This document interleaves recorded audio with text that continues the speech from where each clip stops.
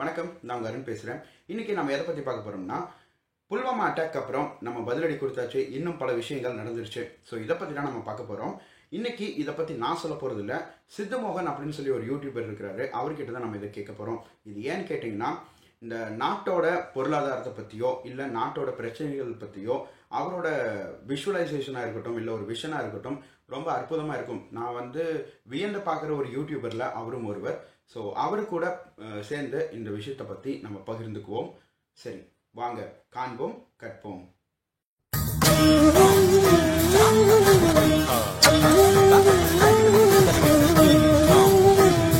சித்து வணக்கம். இப்போ புல்வாமா அட்டாக் அப்புறம் நம்ம பதிலடி கொடுத்தாச்சு. இப்போ நம்ம 3 இடத்துல நம்ம அட்டாக் பண்ணியிருக்கிறோம். ஸோ இதில் ஒரு 350 பேருக்கு மேலே இறந்துருப்பாங்க அப்படின்னு சொல்லிட்டு இந்திய ராணுவ சைடு இருந்து ஒரு குறிப்பு தராங்க. அதே சமயம் பாகிஸ்தானில் பார்த்தீங்கன்னா இந்த சைடு யாருமே இறக்க கிடையாது, ஒரு ட்ரையான பிளேஸில் தான் அவங்க பாம்பு போட்டு போயிருக்கிறாங்க அப்படின்னு சொல்லி பாகிஸ்தான் சொல்கிறாங்க. ஸோ இதை நம்ம எப்படி எடுத்துக்கிறது, இல்லைன்னா இதுக்கு பின்னாடி இருக்கிற ஏதாவது ஒரு விஷயம் என்னவா இருக்கும் அப்படின்னு சொல்லிட்டு உங்களோட கருத்துக்கள் ஏதாவது இருந்தால் சொல்லுங்களேன். ப்ரோ, ஒரு நல்ல கொஸ்டின் கேட்டிங்க. என்னன்னா, பாகிஸ்தான் இப்படி சொல்லியிருக்காங்களே, தாக்குதல் மொட்டையான ஒரு இடத்துல நடத்திட்டாங்க, கேஷுவாலிட்டி எதுவுமே இல்லை அப்படின்னு சொல்லிட்டு இந்தியா தரப்புல இதை எப்படி ஜஸ்டிஃபை பண்ணுவாங்க அப்படின்னு ரொம்பவே ஒரு நல்ல ஒரு கேள்வி. இது நான் ஒரு ஸ்டார்டிங் ஒரு பேசிக்கான ஒரு விஷயம் சொல்கிறேன். பாகிஸ்தானுடைய அஃபிஷியலாக எல்லாருமே பார்க்குற, அங்கே இருக்கிற மக்கள் பார்க்குற நியூஸ் வெப்சைட் சேனல், அதாவது இங்கே எப்படி NDTV.com timesnow.com மாதிரி அங்கே டான் நியூஸ் சேனலில் எல்லாருமே பாப்புலராக பார்ப்பாங்க. அதில் எப்பயுமே இந்தியா எல்லை தாண்டி இந்த மாதிரி சர்ஜிக்கல் ஸ்ட்ரைக்கோ இல்லை இந்த சைடு இருந்து அந்த பக்கம் சுடுவாங்க. ஸோ இதில் சிவிலியன்ஸ் இறந்துட்டாங்க, மக்கள் இறந்துட்டாங்க, அப்புறம் பாகிஸ்தான் ஆர்மியை சேர்ந்தவங்க இறந்துட்டாங்க, இப்படி தான் சொல்லுவாங்களே தவிர தீவிரவாதிகள் அப்படின்ற இழப்போ இல்லை இருந்தாங்க அப்படின்ற அந்த வார்த்தையை கூட பாகிஸ்தான் பயன்படுத்தவே மாட்டாங்க, ரொம்ப தெளிவாக இருப்பாங்க. ஸோ அப்படி இருக்கிறப்போ 300 பேர் அவங்க பக்கம் இறந்துட்டாங்க அப்படின்றத அவங்க ஈஸியாக அக்செப்ட் பண்ணிக்க மாட்டாங்க. 20 பேர் இறந்துருந்தா கூட அதை அவங்க அக்செப்ட் பண்ணிக்கவே மாட்டாங்க. ஏன்னா அவங்க எங்கள் சைட் டெரரிஸ்டே இல்லை, இங்கே இதுக்கான ஆதாரமே இல்லை அப்படின்ற இது பண்ணிட்டு வந்துட்டு இருக்காங்க.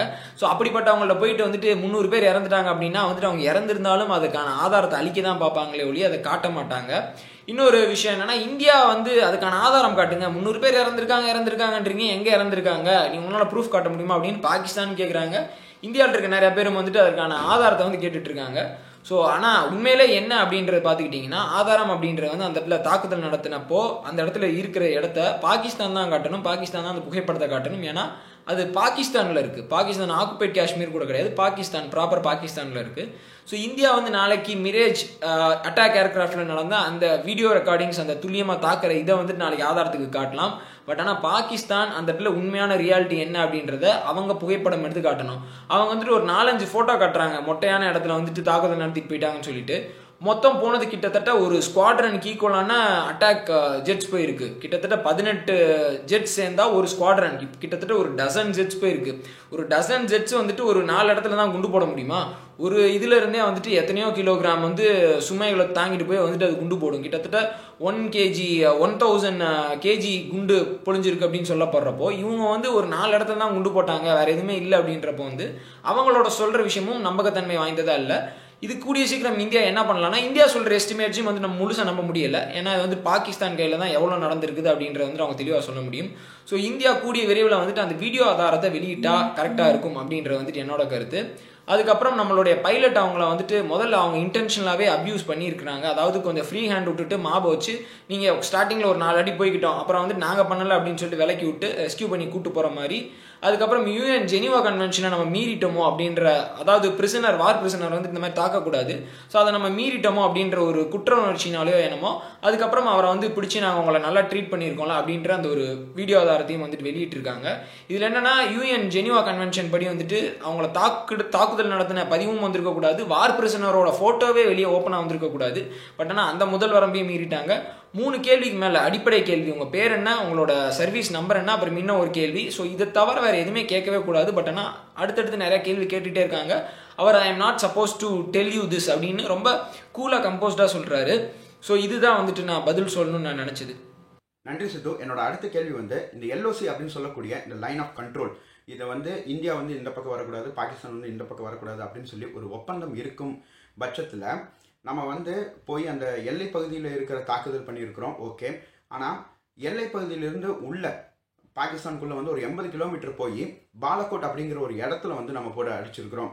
ஸோ அதற்கு வந்து பின்னணி ஏதாவது இருக்குமா, ஏன் அவ்வளோ தூரம் போய் அடிக்கணும் அப்படிங்கிற ஒரு நாட்டு நம்மளுக்கு இங்கே ஒரு கேள்விக்குறியாக வந்து நம்மளுக்கு இங்கே நிற்குது. ஸோ அதை பற்றி ஏதாவது சொல்ல முடியுமா? ஜெய்ஷ் இ முகமது அப்படின்ற அந்த தீவிரவாத அமைப்பினுடைய பூர்வீகம் தோன்றல் எந்த இடத்துல ரொம்ப பயங்கரமாக செழுமையாக வளர ஆரம்பிச்சுது அப்படின்னு பார்த்துக்கிட்டிங்கன்னா பாலக்கோட் தான். பாலக்கோட்டில் 2004 2005 பாகிஸ்தானில் பயங்கரமான ஒரு எர்த்குவேக் வந்தது. ஸோ அந்த எர்த்குவேக் சமயத்தப்போ கூட ஜெய்ஷ் இ முகமது அங்கே நிறைய வாலண்டரி ஒர்க்ஸில் இன்வால்வ் ஆனாங்க, மக்கள் மத்தியில் செல்வாக்க பெறணும் அப்படின்னு சொல்லிட்டு. ஸோ அவங்க லோக்கலாகவே அவங்க ஒரு நல்ல இன்ஃப்ளூயன்ஷியலாக அந்த இடத்துல ஒரு ஆளுமை இது பண்ணி வந்துட்டு இருக்காங்க. அதுக்கப்புறம் வந்துட்டு அந்த இடத்துல சின்ன சின்ன லெவலில் வந்துட்டு டெரர் இன்ஃப்ராஸ்ட்ரக்சர்ஸ், ட்ரைனிங் கேம்ப்ஸ் இந்த மாதிரி எல்லாம் பயங்கரமாக கொண்டு வந்து இப்போ வந்துட்டு ஒரு 5 ஸ்டார் ரிசார்ட் லெவல் ரேஞ்சுக்கு வந்துட்டு ஒரு பெரிய ட்ரைனிங் கேம்ப் நிறைய ஏக்கர் கணக்கில் வந்துட்டு அவங்க செயல்படுத்தி வந்துட்டு இருக்காங்க. கிட்டத்தட்ட 600 பேர் அங்கே இருக்கலாம், ட்ரைனிங் பண்ணலாம், பெரிய பெரிய கமாண்டர்ஸ், இந்த மாதிரி பெரிய ஆளுகள், பெரிய தலைக்கட்டுன்னு சொல்லுவாங்களே, ஸோ அந்த மாதிரி ஆளுகள் எல்லாமே வந்துட்டு போகிற முக்கியமான ஒரு ஹப்பா பாலக்கோட் இருக்குது. ஸோ பாலக்கோட் வந்து 2வது இடம் தான். முதல் இடம் வந்து பஞ்சாபில் இருக்கிற பகவல்பூர். ஸோ அங்கே தான் வந்துட்டு மௌலானா மசூத் அசார் அந்த ஆள் இருக்கிறது. ஸோ இந்த இடம் வந்துட்டு செகண்ட் ஸ்டேஜ் மாதிரி, அதாவது முக்கியமான ஆளுகளை ட்ரெயின் பண்ணுறது ஹெட் குவார்ட்டர்ஸ் வந்து பகவல்பூர் தான். ஸோ இந்த இடம் பாலக்கோட்டில் வந்துட்டு இந்தியா வந்து எந்த பிரச்சனையும் இல்லாமல் டெரரிஸ்ட்டை மட்டும் தாக்கிடலாம். ஸோ அந்த இடத்துல தாக்குதல் நடத்தினா ஒரு கணிசமான ஒரு எண்ணிக்கையில் தீவிரவாதிகள் உயிரிழக்க கூடும். அதனால இப்பயும் லைன் ஆஃப் கண்ட்ரோல் அந்த சைட்லேருந்து பாகிஸ்தான் ஆக்குபைட் காஷ்மீர்லேருந்து எல்லாத்தையுமே வந்து பாலக்கோட், அதாவது ப்ராப்பர் பாகிஸ்தான் அந்த இடத்துக்கு சேஃபாக டிரான்ஸ்போர்ட் பண்ணிட்டாங்க. ஸோ அதனால் நம்ம அங்கே தாக்குதல் நடத்துகிறது தான் சிறந்த முடிவாக இருக்கும் அப்படின்னு வந்துட்டு இந்தியன் கவர்மெண்ட் டிசைட் பண்ணி பாலக்கோட்டில் வந்து தாக்குதல் நடத்தியிருக்காங்க. கண்டிப்பாக இவங்க பாலக்கோட்டில் இலக்கை அந்த சைடு சார்ந்து வந்து தாக்குதல் நடத்தியிருந்தாங்கன்னா நிஜமாவே நிறைய தீவிரவாதிகள் இறந்திருக்கிறதுக்கான வாய்ப்புகள் இருக்குது. அது மட்டும் இல்லாமல் அதிகாரப்பூர்வமாக யூசிஃப் அசார், அதாவது மௌலானா யூசிஃப் அசார், மௌலானா மசூத் அசாதோட சொந்தக்காரர் வந்து உயிரிழந்திருக்கார். இன்னும் 3-4 தீவிரவாதிகள் பேரோட லிஸ்டோட போட்டிருக்காங்க. ஸோ அப்படி இருக்கிறப்போ அவங்க உண்மையிலே சாகலை அப்படின்னா அந்த தீவிரவாத இயக்கம் இந்நேரம் இந்தியாவை டிஃபேம் பண்ணுறதுக்காண்டி அவங்கள வச்சு வீடியோ ஆதாரம் வெளியிட்டிருக்கலாம். இல்லை பாகிஸ்தானே வேற ஒரு சோர்ஸ் மூலியமாக வந்துட்டு அவங்க என்ன சாகலன்னு வீடியோ ஆதாரம் வெளியிட்டிருக்கலாம். பட் ஆனால் அந்த 6 பேர் இன்னும் வந்துட்டு உயிரோடு இருக்காங்க அப்படின்ற அந்த ஆதாரத்தை பாகிஸ்தானாலேயோ ஜெய்ஷ் இ முகமதுனாலேயோ கொடுக்க முடியல. ஸோ பாலக்காட்டில் அவங்க தாக்கப்பட்டிருக்காங்க. பாலக்கோட்டில் இதனால தான் தாக்குதல் நடந்திருக்கு அப்படின்ற இதுவும் வந்துட்டு ஊர்ஜிதமாகுது. ஸோ அது ஒரு லொக்கேஷனாக முக்கியமான ஒரு இடம் அப்படின்றனால அவங்க தேர்வு பண்ணியிருக்கலாம். சித்து, என்னோட அடுத்த கேள்வி வந்து தாக்குதலுக்கு அப்புறமே வந்து பாகிஸ்தான் ஜெனரல் வந்து என்ன சொல்றாருன்னா, India will have a surprise, எங்க கிட்ட இருந்து ஒரு சர்ப்ரைஸ் வரும் இந்தியாவுக்கு அப்படின்னு சொல்றாரு. அதுக்கப்புறம் இன்னைக்கு சாயந்தரம் வந்து இம்ரான் கான் என்ன சொல்றாருன்னா, இந்தியா கூட நாங்கள் உட்காந்து பேசுறதுக்கு தயார், பேச்சுவார்த்தைக்கு தயார் அப்படின்னு சொல்றாரு. ஸோ ஒரு பக்கம் ஜெனரல் வந்து சர்ப்ரைஸ் அப்படின்னு சொல்றாரு, இம்ரான் கான் வந்து நாங்கள் பேச்சுவார்த்தைக்கு தயார் அப்படின்னு சொல்றாங்க. ஸோ இது வந்து ஒரு பாசிட்டிவ் நோட்டாக எடுத்துக்கலாமா, இல்லை இது வந்து வெறும் கண் துடைப்பா? அதாவது இந்தியாவுக்கு எதிராக நாங்கள் இல்லை, பாகிஸ்தான் வந்து பேச்சுவார்த்தைக்கு தயாராக இருக்கிறோம் அப்படின்னு ஒரு கண் துடைப்புக்காக, உலக நாடுகளை நம்பணும் அப்படிங்கிறதுக்காக ஒரு விஷயத்துக்காக அது பண்ணுறாங்களா? நம்ம ஊரில் ஒரு பழமொழி சொல்லுவாங்க, கூரை ஏறி கோழி பிடிக்காதவன் வானை ஏறி வைகுண்டம் போகிறானா அப்படின்னு சொல்லிட்டு. அதனால நம்ம என்ன ஆதாரம் கொடுத்து யார் நடவடிக்கை எடுக்கிறது, யார் அங்கே வந்து நிர்வாகத்தை நடத்திட்டு இருக்குது, பாகிஸ்தான் ஆர்மியா இல்லை வந்துட்டு அவங்களுடைய பப்பட் இம்ரான் கான் அவர்களா அப்படின்றது தெரியல. ஏன்னா இதுக்கு முன்னாடி நடந்த எடுத்துக்காட்டை வச்சு பார்த்துக்கிட்டிங்கனாலே நிறைய விஷயம் புலப்படும். நவாப் ஷெரீப் இருப்பார், அவருக்கு தெரியாமல் கார்கில் யுத்தத்தை வந்துட்டு பர்வேஷ் முஷரஃப் தொடுப்பார். நவாப் ஷெரீஃப்ட்ட பேச்சுவார்த்தைக்கு போயிட்டு அமைதியை நம்ம கொண்டு வரணும்னு நினச்சா இந்த பக்கம் பர்வேஷ் முஷரஃப் வந்துட்டு வேற ஒரு ஐஎஸ்ஐ வச்சு வேற ஒரு விஷயம் பண்ணுவார். ஸோ அங்கே வந்து சிவிலியன் கவர்மெண்ட் அப்படின்றது பாகிஸ்தான் ஆர்மிக்கு கீழே தான். ஸோ இப்போ வந்து அங்கே வந்துட்டு இன்டர் சர்வீசஸ் ஜெனரல் டிஜி வந்து ஒரு விஷயம் சொல்கிறாரு, இம்ரான் கான் பேச்சுவார்த்தைக்கு அழைக்கிறாரு. ஸோ இந்த விஷயம் என்ன அப்படின்றத பற்றி நீங்கள் பார்த்துக்கிட்டிங்கன்னா, இந்தியாவுக்கு வந்து அந்த லிமிட்டை தாண்டிட்டாங்க. 2026/11 அப்போ வந்துட்டு ஏகப்பட்ட எவிடன்ஸ், 1-2 இல்லை, யூஎன்ல சொல்லி எல்லா இடத்துலையும் சொல்லி பாகிஸ்தானுக்கு எதிராக எல்லா ஆதாரமும் திரட்டி கொடுத்தாச்சு. அஜ்மல் கசாப் கொண்டு கையும் குளமாக பிடிச்சாச்சு. அப்படி இருந்தும் இன்னும் பாகிஸ்தான் சுப்ரீம் கோர்ட்டில் அந்த கேஸ் நடந்துட்டு இருக்கு. ஆதாரம் பத்தலை, பெயிலில் வெளியே விடுறாங்க, பெண்டிங்கில் இருக்கு அப்படின்னு சொல்லிட்டு இழுத்து அடிச்சிட்டு இருக்காங்க. ஸோ அப்படி இருக்கப்போ ஒருத்தவங்க மேலே ரிப்பீட்டடாக வந்துட்டு ப்ரூஃப் வந்துகிட்டே இருக்கு. இதுக்கு முன்னாடி நடந்த விஷயத்துக்கு கொண்டு எதுக்குமே ஆக்ஷன் இல்லைன்றப்போ உங்களால் என்ன இதை வந்து நீங்கள் பண்ண முடியும்? நீங்கள் அந்த ஒரு சூழலுக்கு தள்ளப்படுறீங்க, வேற வழி இல்லை, அவங்க தான் இது பண்ண மாட்டாங்க, இப்போ நம்ம வந்துட்டு இந்த ஆக்ஷன் எடுத்தால் தான் முடியும் அப்படின்ற அந்த நிர்பந்தத்துக்கு நீங்கள் கொண்டு செல்லப்படுறீங்க அப்படின்றது தான் கருத்து. அது மட்டும் இல்லாமல் பாகிஸ்தான் கிட்ட ரிப்பீட்டடாக இந்த பேஷண்ட்ஸ் எல்லாருமே இழந்து வந்துட்டு இருக்காங்க. யூஎஸ்ஏ வந்துட்டு இழந்துட்டாங்க, அதனால கொடுத்த எய்டை வந்துட்டு வாபஸ் வாங்கிட்டாங்க. ஈரான்கிட்டருந்தும் அதே அக்யூசேஷன்ஸ் இருக்குது. ஆப்கானிஸ்தானும் வந்துட்டு அங்கே நடக்கிற நிறையா தற்கொலைப்படை தாக்குதல் வந்துட்டு பாகிஸ்தான் தான் காரணம் அப்படின்னு சொல்லிட்டு இருக்காங்க. ஸோ பேச்சுவார்த்தைக்கு இந்தியாவில் இருக்க ஒரு டெமோக்ராட்டிக் கவர்மெண்ட்டும் அங்கே இருக்கிற ஒரு சிவிலியன் கவர்மெண்ட் இருந்தால் பரவாயில்ல, வேற ஒரு கவர்மெண்ட்டும் இருக்கிறப்போ நம்ம 4 அடி முன்னாடி போனாலும் அவங்க 2 அடி பின்னாடி எடுத்து வைப்பாங்க. ஸோ இதுதான் தொடர்ந்து நடந்து வந்துகிட்டே இருக்கு. சித்து, இப்போ வந்து இந்தியா வந்து போர் தொடக்குமா இல்லை பாகிஸ்தான் வந்து போர் தொடக்குமா அப்படின்னு சொல்லி ஒரு மிகப்பெரிய ஒரு கேள்விக்குறி இருந்தது. அந்த கேள்விக்கு பதிலாக இப்போ வந்து நம்மளோட இந்தியன் பைலட் வந்து பாகிஸ்தான் பிடிச்சி வச்சிருக்கிறாங்க, ஒரு அவங்களோட கஸ்டடியில் இருக்கிறாங்க. ஸோ அவங்கள வந்து நல்லா ட்ரீட் பண்ணணும் அண்ட் 7 நாட்களுக்குள்ளே இந்தியாவுக்கு மறுபடியும் அனுப்பணும். இது வந்து ஒரு யூஎன்ஓட ப்ரொசீஜர். எந்த ஒரு வீரரை வந்து கைது பண்ணாலும் உங்களுக்கே தெரியும்னு நினைக்கிறேன். ஸோ இந்த மாதிரி ஒரு சமயத்தில் வந்து பாகிஸ்தானுக்கு வந்து ஒரு ஆப்ஷன் இருக்குது. ஒரு வேளை அவங்க போர் தொடங்கணுமா இல்லை போர் வீரர் அந்த பைலட்டை கொண்டு வந்து நம்மக்கிட்ட கொடுத்துட்டு சமாதானமாக போய்க்கலாமா அப்படின்னு சொல்லி 2 ஆப்ஷன் பாகிஸ்தான் கிட்ட இருக்குது. ஸோ இதை வந்து எந்த ஆப்ஷன் வந்து பாகிஸ்தான் சூஸ் பண்ணுவாங்க அப்படின்னு சொல்லி நீங்கள் நினைக்கிறீங்க? இந்தியா வந்து பாகிஸ்தான் கூட வார் பண்ணுறதுக்கு வந்து இன்ட்ரெஸ்டாக இல்லை. ஏன்னா இந்தியா பொறுத்த வரைக்கும் டெரரிஸ்ட்டை ஒழிக்கணும் அப்படின்னு சொல்லிட்டு டெரரிஸ்ட் மேலே தான் தாக்குதல் நடத்துகிறாங்க. ஸோ இது வந்து கிளியராக இந்தியாவோட ஸ்ட்ராட்டஜியோ இல்லை இந்தியாவோட பாயிண்ட் என்ன அப்படிங்கிறது நம்மளுக்கு தெரிய வருது. ஸோ பாகிஸ்தானோட பாயிண்ட் என்னவா இருக்கும்? இந்த நேரத்தில் பாகிஸ்தான் வந்து போர் அப்படின்ற ஒன்றுக்கு வந்துட்டு அவங்க ரொம்ப வேகமாக முன்னாடி வரமாட்டாங்க. ஏன்னா தாக்குதல் புல்வாமா அட்டாக் அப்படின்றதே அவங்கலேருந்து தான் அந்த தொடக்கம் வர்றதுனால ஸோ அதுக்கு வந்து இந்தியா கண்டினியூஷன் பண்ணுறாங்க. ஸோ இதை வந்துட்டு பாகிஸ்தான் எலாங்கேட் பண்ணி கொண்டு போக மாட்டாங்க. ஸோ ஆனால் முடிஞ்ச வரைக்கும் வந்து நம்ம பைலட்டை வச்சு நம்மளை வந்து அவங்க கட்டுப்பாட்டுக்குள்ளே வரணும் அப்படின்னு இழுத்தடிப்பாங்க, எல்லா வேலையும் பண்ணுவாங்க. பட் ஆனால் இந்தியா அப்படின்ற அந்த இதுக்கு மேலே வந்து இவங்க ரொம்ப அத்துமீற மாட்டாங்க அப்படின்றதான் நம்ம கணிப்பு. அது மட்டும் இல்லாமல் இப்போ இந்தியாவில் ஒரு லெவல் தாண்டி போயாச்சு. அதாவது நம்மளோட ஃபைட்டர் ஏர்கிராஃப்ட் ஒன்று வந்து சுட்டு வீழ்த்திட்டாங்க, நம்ம பைலட் ஒருத்தர் வந்து பிடிச்சிட்டாங்க. அப்படி இருக்கிறப்போ இப்போ ரீசெண்டாக வந்திருக்க கேபினட் கமிட்டி ஃபார் செக்யூரிட்டி மீட்டிங்கில் என்ன சொல்லியிருக்காங்கன்னா, எந்த ப்ரெஷருக்கு கீழேயும் பணிய வேண்டாம், நம்ம பேக் டவுன் ஆன மாதிரி இருக்கும், நம்ம தான் வந்து தீவிரவாத தாக்குதலுக்கு அகெயின்ஸ்டாக வந்துட்டு நம்ம இந்த விஷயத்தை பண்ணோம், நம்ம நோக்கம் வந்து சிறந்தது. ஸோ அதை வந்துட்டு அவங்களோட ரெஸ்பான்ஸ்னால நம்ம பின்வாங்கிட வேண்டாம் அப்படின்னு இப்போ முடிவு பண்ணியிருக்கதா தெரிய வருது. ஸோ இப்போ பால் வந்து நம்ம கோர்ட்டில் இருக்குது. பாகிஸ்தான் வந்து நம்ம விஷயத்த பண்ணிட்டோம், அவங்கள வந்து இதை வச்சு மேனேஜ் பண்ணுவோம் அப்படின்னு தான் பாகிஸ்தான் நினச்சிட்டு இருப்பாங்க. பட் ஆனால் இந்தியா கையில் தான் இப்போ அடுத்து இந்த விஷயத்தை எப்படி கொண்டு போகிறாங்க அப்படின்றதுல இருக்குது. ஸோ இப்போ இந்தியா இதுக்கு அடுத்து வந்து பெரிய ஒரு முன்னேற்றத்தை இது பண்ணாமல் இதே மாதிரி அமைதி வேணும் அப்படின்னு போயிட்டாங்கன்னா இது பிஜேபி கவர்மெண்ட்டுடைய ஒரு பெரிய தோல்வி மாதிரியும். அதாவது இந்த விஷயத்தில் நீங்கள் டிமானிட்டைசேஷன் பண்ணி அதுக்கு நீ வந்து குண்டு போடாமல் இருந்திருக்கலாமே அப்படின்ற, அவன் உனக்கு ஒரு பாடம் புகட்டிட்டான்ல அப்படின்ற மாதிரியான மெசேஜஸ் வர ஆரம்பிச்சிடும். இதுக்கு பேசாமல் பருத்தி மூட்டை குடோன்லேயே இருந்திருக்கலாமே அப்படின்னு சொல்ல ஆரம்பிச்சிருவாங்க. அதனால தான் பண்ண விஷயத்த சரின்னு நிரூபிச்சுக்கிறதுக்காண்டி ஆளும் அரசாங்கம் இதுக்கு அடுத்து வேற ஏதாவது விஷயம் செய்யறதுக்கு முற்பட்டாலும் முற்படலாம்.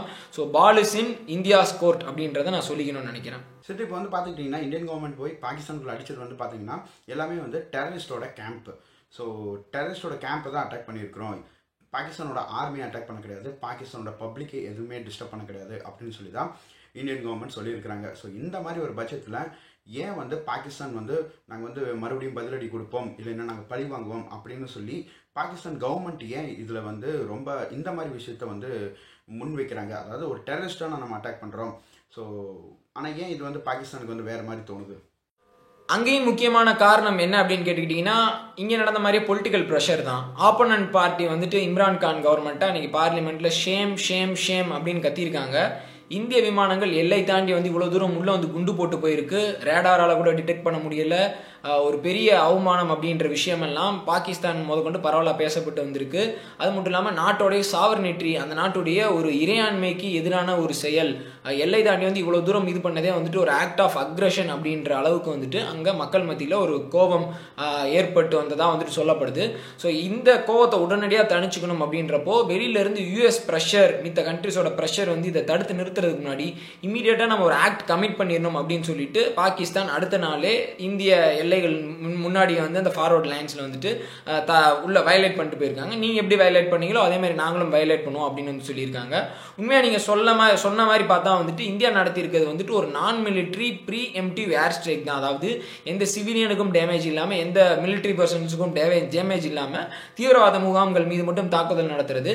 பட் ஆனால் பாகிஸ்தான் என்ன சொல்கிறாங்கன்னா, எங்கள் மேலே தீவிரவாதிகளே இங்கே இல்லவே கிடையாது, அப்போ நீங்கள் யார் மேலே வந்துட்டு இந்த அக்ரஷனை கமிட் பண்ணிட்டு போயிருக்கீங்க ஒரு தேசத்தின் மேலே அப்படின்னு சொல்லிட்டு தங்களை தாங்களே இந்த விஷயத்தின் மூலியமாக தூய்மைப்படுத்திக்கிறாங்க. அதாவது ஒரு நல்லவன் மேலே நீ கையை வச்சுட்டு அதுக்கு நான் பதில் இது பண்ணுவேன் அப்படின்னு சொல்லிட்டு அவங்கள ஒரு நல்ல இமேஜாக காமிச்சிக்கிற மாதிரியான ஒரு கட்டமைப்பை வந்துட்டு இது பண்ணுறாங்க. இப்போ வந்துட்டு நம்மளை யாரோ ஒருத்தவங்க வந்துட்டு தப்பு பண்ணிட்டோம் நடிக்கிறாங்க, நம்ம பதிலுக்கு சும்மா இருந்துட்டா வந்துட்டு நம்ம தப்பு பண்ணது ஆகிடும்ல.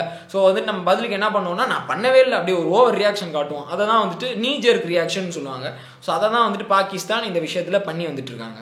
அதுக்கப்புறம் சொல்லிட்டு கடைசி கேள்வி, சில பேர் இதை வந்து என்ன சொல்கிறாங்கன்னா அரசியலுக்காக தான் இந்த விஷயத்த பண்ணுறாங்க, இப்போ எலெக்ஷன் வருது அதனால தான் இது பண்ணுறாங்க, இது வந்து ஒரு ஸ்டேஜ் பெர்ஃபார்மன்ஸ் அப்படின்னு சொல்கிறாங்க. அதாவது 2 நாட்டுக்குள்ளே நடக்கிற ஒரு பிரச்சனையே வந்து இது வந்து அரசியல்வாதிகள் கூட்டு சதி பண்ணி பண்ணுறாங்க அப்படின்னு சொல்கிறாங்க. ஸோ இதுக்கு வந்து ஏதாவது ஒரு பாயிண்ட் இருக்குமா? நடந்த விஷயங்கள் அரசியலாக்கப்படும், அதில் எந்த மாற்று கருத்துமே இல்லை. எல்லாருமே அதில் அரசியல் அப்படின்றது தப்பிச்சு போகாது. ஆனால் அரசியலுக்காண்டி தான் நடத்தியிருக்காங்க அப்படின்ற விஷயத்த வந்துட்டு என்னால் ஏற்றுக்க முடியாது. ஏன்னா இந்த விஷயம் வந்து ஒரு கத்தி மேலே நடந்து போகிற மாதிரி. இந்த விஷயத்த சரியாக மோடி அரசாங்கம் கையாளனா அவங்களுடைய வீழ்ச்சிக்கு இது பயங்கரமாக இதாகும். சரியான முறையில் கையாண்டாங்கன்னா அவங்க திருப்பி ஆட்சிக்கு வர்றது கூட வந்துட்டு இது உதவக்கூடும்.